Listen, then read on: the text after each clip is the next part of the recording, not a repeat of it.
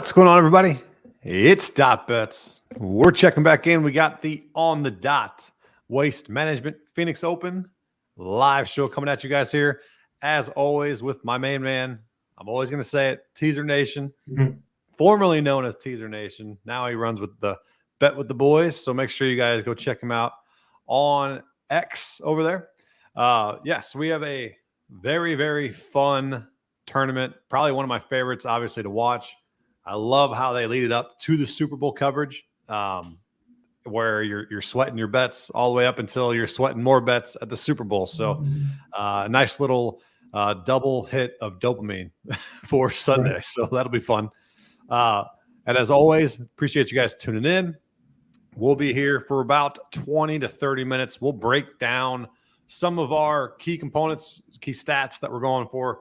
Give out some picks here and there, see what we're leaning, but our final card will come out on Wednesdays. So Tuesday's show, a little bit more lax, not as shove picks down your throat. We dissect the course, dissect who we're fading, who we're liking, why we like certain guys, what we're liking from them, and we move on. So how we feeling tonight, Teaser?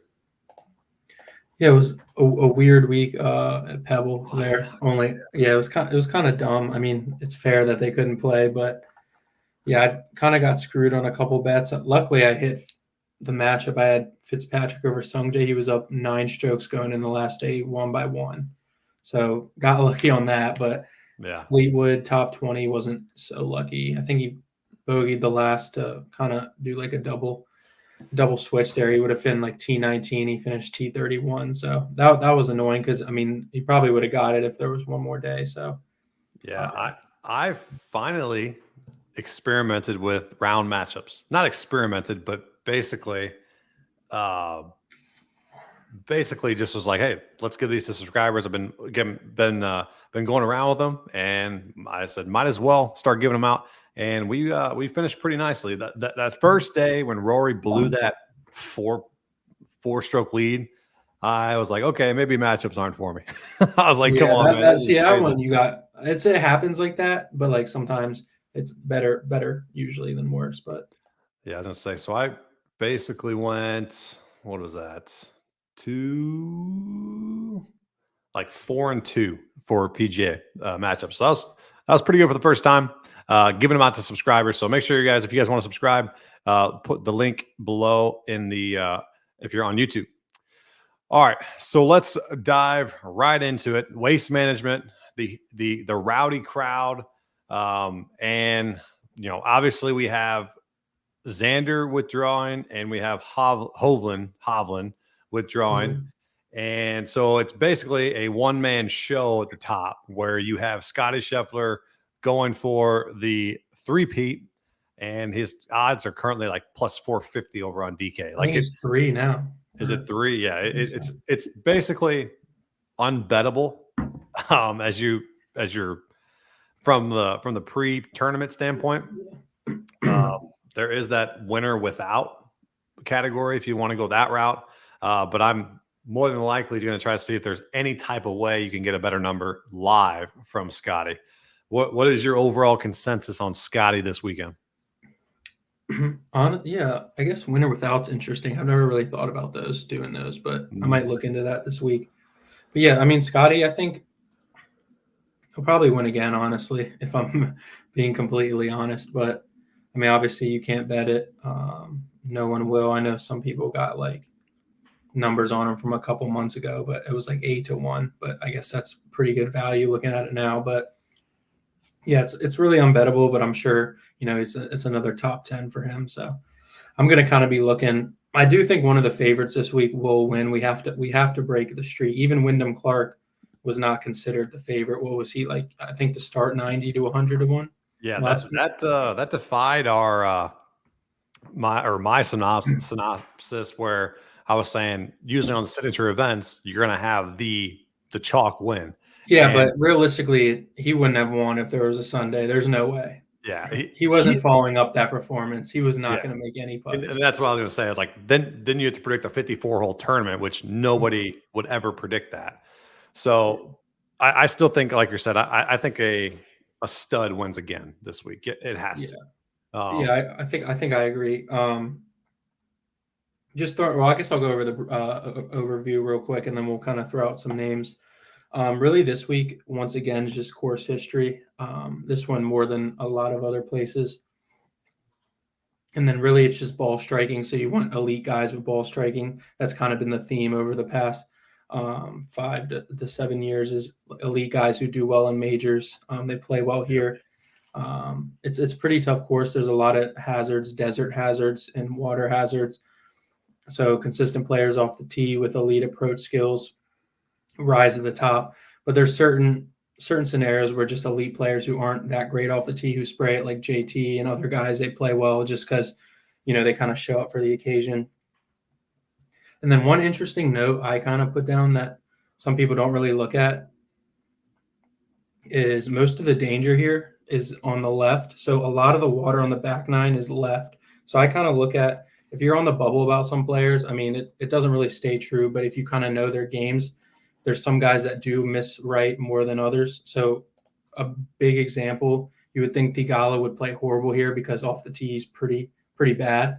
But usually he misses right, so he's been, like we saw him in contention 2 years ago. He didn't hit a fairway in the final round, and he was still there.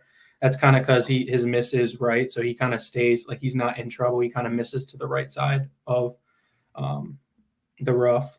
So that's just kind of like an interesting thing I saw, because I did take a couple guys who kind of missed left last year, and I learned the hard way. That's, they get a lot of water on the back nine there on those par fours. But really, like I said, multiple top 10 finishes for a lot of guys here. Scotty, JT, Ricky Fowler could be a play this week. He plays well here. And then top 10 event history. Matsuyama plays extremely well here. I'm just not sure if I can really back him. He's not in the greatest of form. Yeah, you still got to look at form as well, which is another key component to it. But he's great here. JT, Sung Jae, which I'm going to stay off of. Thigala again, which I'm thinking about for maybe a top 20. Ricky Fitzpatrick, Byung Hunan's pretty good as well here. So I've seen a lot of guys on him already. So oh boy, did you just say Ricky? Yeah, everyone knows he does. I mean, I assume let it be known. Rises, yeah. Teaser brought up Ricky Fowler, and I did not. Let it be known. Let it be known. I had to throw. I can't exclude him from the stat. You have to put him in there if it's true. But I honestly wouldn't. In matchup situations, I honestly might take him this week. He did play well last week, right? I think he did. Who? I think it was Ricky? Yeah, he did. He was up there. Yeah, I think he got top 20 for sure. Yeah, so I mean, it's pretty good shout there. I'll just kind of talk about one guy before you get into whoever you kind of want to say. Yeah, go ahead. I'm gonna go maybe one and done on this guy. Definitely an outright. I got 14-1 with plus the DK boost, so 17-1 earlier in the week, and that's JT. Yeah. I know a lot of people are going to be on him this week, but you can't really disregard the fact he's kind of back and he's due for a win. I think he's 6 consecutive top 13 finishes. That's including when he was playing overseas and the PGA Tour last 6. 5 top 13s here the last 5 times. So he's always been in contention. It's just like, if you remember, I mean, past couple ones, the COVID years, he was there, but he kind of fell off on a Sunday. It's really just about him putting it together on a Sunday right now. So I'll take my chances with him, just kind of starting off the card. But yeah, I can't disagree right there with Justin Thomas. Nobody should have been on him last year. He was so bad, out of his for whatever reason, out of his rhythm. And this year it is back to the ball striking 101 for JT. And it's incredible. I was watching the Saturdays round, and if it wasn't from Wyndham or Jason Day, people are going to be talking about JT. Mm-hmm. And a lot of people pick JT to win, thinking thinking that they're going to play Sunday, and everyone knew that he was playing well. And that's why I think a lot of people are on him this week. So I can't complain. He's the second highest DFS owned player besides Scotty this week. So for good measure, he's $10,000 over on DK. If you're going to pay up for anybody, you're going to pay up for him. If you're going to pay up for Scotty, he's 11-6. So in my eyes, it's a high risk approach. I think it's a it's a fade Scotty Scheffler, or you have to play him and make sure you hit those low owned guys to be different from him. Because when you go up 11-6 to one guy, he better do well. And I mean, with the odds and everything, it looks like he's going to. And I can't complain if someone wants to do that for the one and done this week. I'm probably going to save him for one of the bigger matchups. But I mean, he's the clear favorite here. He's going to be a very, very heavy one and done guy as well. But I do like that pivot to JT there. That's a good idea. One guy that I wanted to discuss early on, because he's just been on an absolute tear, and I'm not sure a lot of people. I mean, I'm sure a lot of people have noticed, but Eric Cole. And besides the miscut at the Farmers, I mean, he's got top 20s in his last, 7 events. So the way he's playing, he is obviously in recent form. I don't think he's ever played here, but you know, 8,500 on DK. He's around 14%. A very, very good value play. I have a good feeling he's probably going to get steamed the more the week goes on with all that recent form. But maybe his course history, not playing here ever, kind of diminishes that. So he's a player I'm keeping my eye on for DFS. But Eric Cole, the way he's striking the ball and playing, I think is a no brainer. Let me look at his top 20 real quick. Yeah, top 20 plus 190. You know, not bad, not bad. Yeah.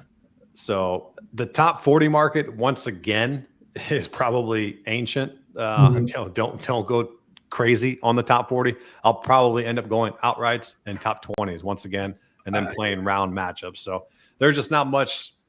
I mean, if you really, really want to get into, some. Like Nate Lashley, he's a good top 40 guy. I actually do have a good top 40 for you. If you want to get, but you're throwing darts. You're throwing complete darts this week and hoping they get it. Well, who's your top 40 guy?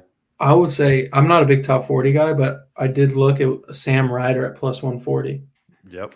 The hole in one that no one will forever get. Forever forget. How about that? I mean, the last 5 times he's made the cut, he's finished. Well, he's only gotten top 42 out of the 5, but I mean, at least he's making cuts. He plays pretty decent here. So plus 140 on the top 40 is pretty good value on a guy that should be probably minus in that market, I would say. I'm good with that. Anybody else stick out to you at the top of the leaderboard where, higher odds plays that you're fading or you're particularly targeting? Because one guy here, I'll just say right now, I will be on Jordan Spieth this week. I'm going to be on him, and probably I'm hoping this is the right week. But Spieth, he kind of checks all the boxes for me here, and if you like Justin Thomas, you're gonna probably like the way Jordan Spieth plays as well. It's just Thomas is running a little bit hotter than him, but you're playing Jordan Spieth for what's DFS? He is 9,500, so $500 less, and he's about half the ownership of Justin Thomas, where you're paying 30%, and then he's going to be 15. He's going to be 15%. So a very, very good pivot there to not go all the way up to the top. If you want to go maybe a balanced lineup approach and start with Jordan Spieth, do not hate that. Go Homa, go Spieth, and go from there. Because Homa's another guy that intrigues me because he hasn't really played that well, and I'm thinking he's somewhat due. West Coast once again. Maybe he gets it rolling. So it's always good to back somebody that plays well on the West Coast that has not played very well recently. I was on Cantlay last week. He couldn't come back. He couldn't come back from me after a very, very awesome round 1. Then he just couldn't make a damn birdie the rest of the damn time. Yeah, Wyndham goes nuts. I'm over Cantlay, man. I always say that, and then I always go back to him every time. I mean, every time. He just forgot how to win. But talking about Homa, I'm not – I had him one and done at the Farmers, and I know those greens are a little different than what we kind of see on the PGA Tour. It's just – I just didn't like how his short game was. So I might stay away until I see a little bit. Even last week, he wasn't that sharp kind of watching him. So I think he's just kind of getting back in the rhythm this year. I don't know if I would I think that would be my one fade of the top. I honestly like Thomas. I like Scheffler. I like Spieth as well. I was kind of intrigued by the plus 100 top 20 just because it was plus. Sam Burns, I actually like for once. He's been I don't playing think well. he'll win. I think that's a good top 20 as well. So I honestly, everyone else on the top of the board, I do like besides Homa. And then Burns even is Wyndham Clark, I'm not a big fan of this week either. So. Burns is one of those guys who will he's playing well, and then as soon as you play him, he's going to burn the living hell out of you. Yep. Always. That's why I'm Always. going to stay off. Yeah. One guy that was very popular to start the year off and is kind of faded a little bit. Not, I'm going to go with Minwoo, coming in at 12%. He's a ball striking king as well. Let me see his recent form because I don't think he played last week. But Minwoo does intrigue me to get up there this week. He played the Farmers, hasn't played since the Farmers, and that was 43rd, 21, 6th, 40, and 41st. So yeah, he's been playing well. And what we need from Minwoo is to make sure he putts the damn ball. Mm-hmm. But his ball striking always key for me. And ball striking here obviously is a big stat. So Minwoo Lee is a guy I'm looking at for sure. Minwoo Lee, Eric Cole, and Jordan Spieth rounded out for me right now as I'm looking at my initial thoughts where I'm trying to round out some DFS lineups there. Yeah, I just want to add another guy into that is I kind of like him this week. I think he has a better floor than I would say maybe Thigala. Obviously, he's more risky, Thigala, but I would say Adam Hadwin. He's kind of has a nice floor there. I think he's a big desert golf guy. I mean, I had him at the Amex. I think he was top 10 there. Usually plays well here. Looking at the stats now, top 10 last year, 26th, 12th, and 2017. But he's played here a lot. Usually gains strokes here, so on approach, in total. So he's one of those guys. I think he's around 2-1 top 20. So good value there with him. And he's also been coming in playing some consistent golf as well. So. All right. So we have dissected some of our top 20, some of our top 40s, and let's talk some outrights to wrap it up. We got some outrights and maybe some round one matchups that we're looking at. So one outright that I'm looking at would be Eric Cole at 45-1. Thinking he has somewhat of a decent shot. He's been up there throughout all these tournaments recently, so I don't see why he would not be up there again. Minwoo Lee at 35-1, another intriguing one. The other guy who I was off him last week, probably going to go back to him this week, is Sung Jae. Sung Jae at 30-1. Yeah. He's going to probably miss the cut because I can't get him right ever. But he's just one of those players that you hop on because he hits the shit out of the ball, and if he gets rolling with his putter, he can easily win this tournament. So I'm just trying to see. Yeah, last year he was 6th here, 21. He was 17th, 34th, and then 7th. So he has top 10 potential here. He's played well. And not a lot of people are on him this week because he didn't play as well last week. Let me see what his he's coming in around like 12% right now. 12%, and he's at 9,300. So he's another guy right in that right by Spieth, right by Homa, that the 9,000 range. The more I'm thinking myself into this, I'm more than likely going to fade Scotty Scheffler in DFS just because just for whatever is the case that Scotty might lose or just not perform very well. And if that's the case, you gain a serious edge on the field who's going to hammer him. I think he's going to be close to like 40% ownership, which is wild. But so those are my three kind of outrights I've looked at so far. You got anybody else you're looking at? Yeah, I don't know. I could see Spieth winning too, but now that I think about it, maybe grab him, maybe just 2 favorites and call it a day there. I truly don't like any of the long shots this week. Like I just don't think it's going to happen. But the one guy that's just like the riskiest of the risky is I mean, it's more top 20, but Tom Hoagie, he plays decently here, and he's one of those guys where when he's on, he's one of the best ball strikers. So, I mean, he kind of fits the card that you need around here, but it's just a matter of like, I mean, he's one of the most inconsistent guys. Like he can be elite or he can just be pretty bad. So you never know which one you're going to get with him. 100 to 1 outright. Yeah, I mean, you're sprinkling them.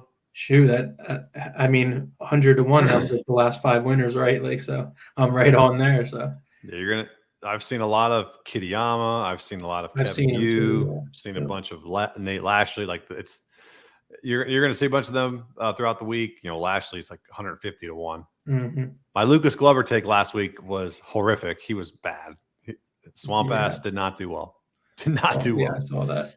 Speaking of last week, I actually got to watch Live for the first time. I love it. Dude. I love it. Oh God, I was pissed that I enjoyed it. I was so pissed. I was sitting there watching it Sunday, and I'm like, now. Yeah, they have literally all the players that I rooted for on the tour, and I'm sitting there like, oh man, Neiman, go get Sergio, go get him. And I'm going back and forth in that playoff in the dark. I was like, oh boy, I'm liking Live. This is not good. No, it's like honestly fun. Like the music, I don't even like care about anymore. And their coverage is better than the PGA Tour. How you can see like every shot. Like like all my favorite players are starting to go over there. So it's kind of like, and then you have like Thomas Dietrich lighting up the leaderboard every week. I don't want to watch Thomas Dietrich at the top of the leaderboard. And then when you watch PGA, you have countless commercials that you got to watch. So yeah, it's like playthroughs. I'm like, man, I'm trying to watch my top 20 here, and he's playing through it. Yeah, had to stick that one in. I've never watched the whole product. I've seen clips. I turn it on for a second, turn it off, but like that was the first time I watched like hours of the coverage, and I was like, damn it. It's gotten a lot better, honestly. Yeah, it's like even going last year, I enjoyed it more than. I don't know if I would say a PGA event. It's less crowded. It's more like I feel like fun to like the just general public, No, I agree, and I think it's going to be obviously more and more popular as we go on. Yep. We got Peyton in the chat. What's up, buddy? He said thoughts on one and done. So Teaser gave out his. He's probably more likely going to go JT. I'm thinking him. Yeah. And if I had to make a decision tonight, my one and done is probably, I'm probably going to go Spieth. I think I'm going to go Spieth. Yeah, he probably would be a good pivot for the only reason why I would stay off JT is because of the percent will be high on him ownership wise for one and done. But I don't know. I need to get points. So yeah, I haven't seen a lot of Spieth this week. So usually that means that's a good thing. Yeah. Get on him. It's been playing pretty well this season, and he's gotten 4 top 10s here in his 6 outings. He's got 2 missed cuts, which is not great, but I think it's a very, very good one and done. Very, very good DFS play pivot from those guys with Jordan Spieth here. The more I think about it, I think I honestly I was thinking about doing maybe 3 to 4 top 20s this week, but I might just throw like 2 units on Jordan Spieth top 20 on. I'm honestly rolling that way right now. Is he plus? I think he's plus 100. He's plus 100 on a local that I have. I think DK or like minus 105 or something like that. DK. But yeah, I mean, it's Jordan Spieth. Like you're gonna have a roller coaster with it. But yeah, I mean, I don't like we were talking about it. Just one of those things. I just feel it this week for him. But no, I'm real good with that. So those are some of the one and dones. Some of our outrights. Like I said before, we will finalize everything. We'll tweet them out. We'll put them out on X. And then if you want matchups from both of us, make sure you guys check out my Discord below in the description. And make sure you guys subscribe to Bet with the Boys Discord over on Teaser's Twitter page. Yeah, it's in my bio. So just click on that. It's free, the Discord, and then hit me up I'm kind of starting a VIP this week for waste management, working on that. So just let me know if you're interested in that. So. Oh yeah. Let's get with some, all right. So let's end it with some matchups. Probably my favorite way to bet now because I ain't got to wait 4 days. I don't have to wait 4 days. What have I been waiting for, Teaser? Why haven't you just told me to do this entire time. I told you, man, it's fun. did. But the thing is with the round matchups, like you experienced in your first one how you can just get screwed because it's just one round. And it's never done. You're never out. That's the what crazy I know. thing about golf. Yeah. I mean, you're up 4 with 2 holes left, and you're like, this is a lock. We got it. Yeah. And then Rory shanks it and has to take 4 strokes on the damn tee shot. So yeah, not ideal. But let's look at some round 1 matchups that we are intrigued by. See what we got. You got anyone in mind currently? Are they on DraftKings? Because they're not on my local yet. Yeah, they're on DK here. Okay, I haven't checked DK yet. Let's see what they have. I mean, if we go through them, any that you like so far? I kind of like Spieth over Homa, maybe. I was just looking at that one. Yeah, Spieth over Homa, and then where we got. Yeah, Spieth over Homa. They have all the groups. Wow. Yeah, they got them all. That's Ricky over Tom Kim at plus money is pretty interesting. You're literally reading my mind. I'm going through these as well, and I'm like, hey, you're getting good, man. You're finding the value. I'm like, that makes a lot of sense right there. Ricky over Tom Kim. Especially he hasn't played that well, Tom Kim. I don't know. I don't think he's really had experience here as well. I don't see him really fitting in with this course, but Minwoo's got a lot of juice on him, but Minwoo over Keith Mitchell. I mean, if you want to lay minus 150, go right ahead, but that's a lot. I think it's a done deal, but Scotty minus 235 over Hideki. That's pretty wild. Who was it? Hideki, oh wow. Scotty minus 235. I mean, that's a significant value there on Hideki, who's played here well. But obviously Scotty has too. So I'm not saying to go bet Hideki, but that's a crazy number there. Right. Here's a guy that intrigued me pre-tournament. As I'm looking at stuff, I still can't get my head around who this guy is as a golfer. What do you think of Cam Young? I can't grasp him. If he might shoot a 58 and then he'll shoot a 78. Yeah, I mean, he's my favorite player still, but like I honestly couldn't tell you. I haven't even said his name on purpose. I don't even want to talk about him. Last year he was 64th here. And yeah, I mean, he's just I would take him over anyone talent-wise, honestly. He's that good, but like I just don't know. He's just maybe it's just a swing. That's what I'm starting to think. It's just not like repeatable. I think that might be what it is. I don't know. I can't even explain. Maybe like mentally, I don't know, because he's like talented. I just don't get why he can't put like one. You know what I mean? Just like finish it off. But just do it. What the hell? Those are really the only two that kind of intrigue me from round 1 right now. But it's funny you said that though. It was I saw him Cam Young over Adam Scott. I mean, yeah, I kind of like that, but a good matchup here with Fitzpatrick and Sungjae. I mean, Sungjae minus 110, Fitzpatrick minus 110. Yeah. I lean slightly to Sungjae there. Yeah, that's a fair 110s though. Yeah. It's not like a no-brainer. That's definitely a good one there. Let's see. Let's do one more. I'm looking at. Let's see. That Ricky one's really intriguing. I'm really, really liking that one. What's Hoagie? Hoagie over Glover. How about that? Minus 120 over Glover. There you go. That's a good one. That was going to be a shit show. That's going to be 3 over to 4 over. Hey, as long as it wins, right? Yeah. I mean, I don't mind that either, honestly. Hoagie over Glover. How about that? Just have fun with a couple double bogeys in there. That's when you just don't watch and you're just like, honestly, God, just be green by the end of the day. Right. Yeah, that's how it's going to be. Either Glover, they're just going to just have a bogey fest, really. All right. So just in recap, if you guys have made it this far, appreciate you guys bullshitting with us as we basically dissect our cards, dissect the board, and give our initial thoughts as we dive into one of the best tournaments of the weekend, as we get that double hit of Sunday dopamine with the Sunday sweats for the Waste Management and then the Sunday Super Bowl sweats. Yeah, let's hope we got some outright sweats. I haven't had one in a long time, man. Man, we're close. We're due. As they would say, we are due. We are due. So we got some high risk approach here in DFS. I'm more than likely going to fade Scotty. If you want, if you can't stomach fading Scotty, play him with some lower owned guys that we've targeted in this show.